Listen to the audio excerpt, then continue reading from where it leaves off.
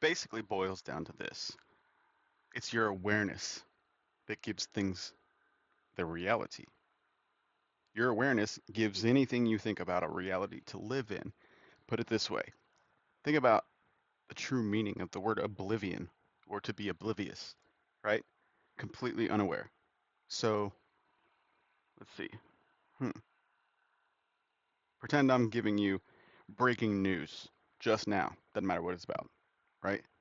Before I gave it to you, you had no idea. You had no idea that any of this was even happening, didn't even realize that it was going on, kind of thing. I'm not going to give an example because I don't want to think of a silly little metaphor simile. But my point is, anything you learn, you didn't know about it previously, right? So following that train of thought, until you learn about it, technically doesn't exist for you. Yeah, it can exist for other people, but other people and their awareness and their perspective is irrelevant for you. Completely irrelevant. So let's make it even simpler. Pretend you're the only one that existed. Only one in existence, period. It's just you, right?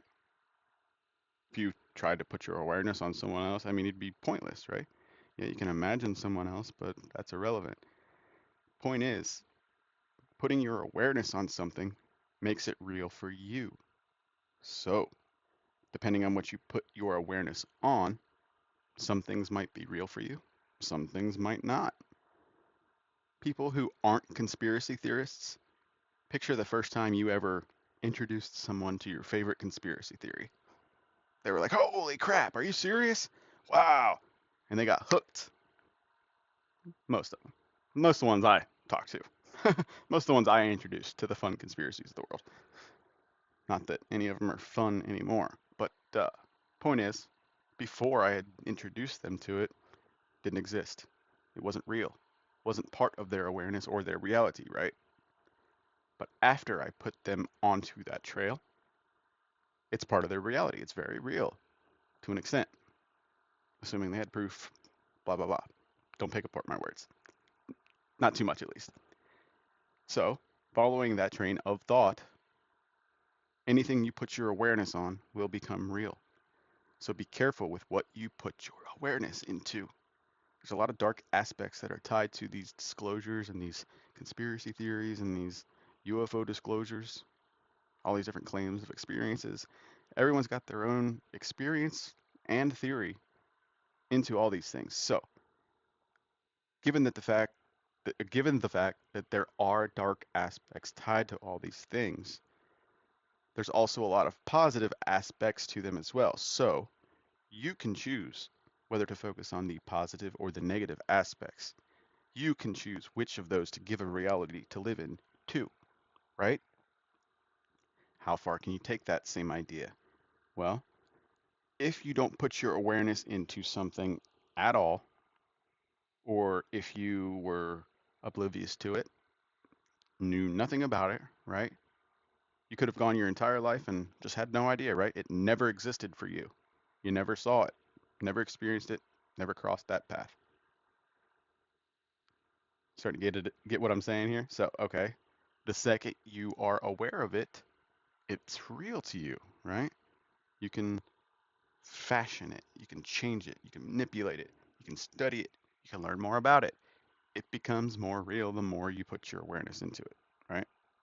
The more research you do, the more you understand it, the more you're able to manipulate it. See what I'm saying? To an extent. So push that as far as it can go. What if the secret at the end of the rainbow is just simply developing an ability to push your awareness to its max and just create anything with a thought, right? If you really think about it, that seems like that's what's at the end of the rainbow. We're all trying to figure out how these crazy stories about telepathy are possible and levitating things with our mind and astral projection, remote viewing. Admit it, you've been trying. I have. So far, I've only had one or two somewhat questionable experiences that I couldn't really explain, but nothing to say 100% either way, so I'm not going to go there. But we've all been trying, is my point. We're all curious. We all want to know more about this, right? And if it's real, then there's been something that's existed in our world that we didn't know about, right? We were oblivious to it. It wasn't real. Most of us growing up probably even looked at these topics like they're ridiculous. Yeah, we're all feeling pretty guilty about that now, huh? But that's okay. We're admitting our wrongs and we're developing new understandings. That's all that matters. So now that we know these things are possible and we're trying them, and some of us are even succeeding to an extent, 20 years from now, how do you think that's going to change? How much farther along will we be? What will be possible then? What will we be aware of that's possible now that we just are oblivious to? See what I'm getting at? The wheel's starting to turn. How far can you push this awareness idea? And if you got really good at it, what would be possible for you? Hmm? Your awareness is a lot more important than you realize. And most of us have our awareness stripped from us 24/7 because we're all at work 24/7, paying bills 24/7, trying to get our electricity bills turned back on 24/7, when electricity should be free and abundant for all of us, because it is. Zero point energy field has been known about for at minimum 50 years. And for 50 years, we've all been paying ridiculous electricity bills. Yeah, starting to get it. Yeah, you are. I can see it. Your awareness has been taken from you, weaponized, and give back to you so that you don't spend your time researching the truth about you.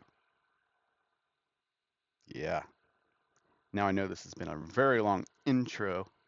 Sorry, I'm just gonna lay in here all like, what's up, man? Yeah. But let's get into it. So, it all boils down to this.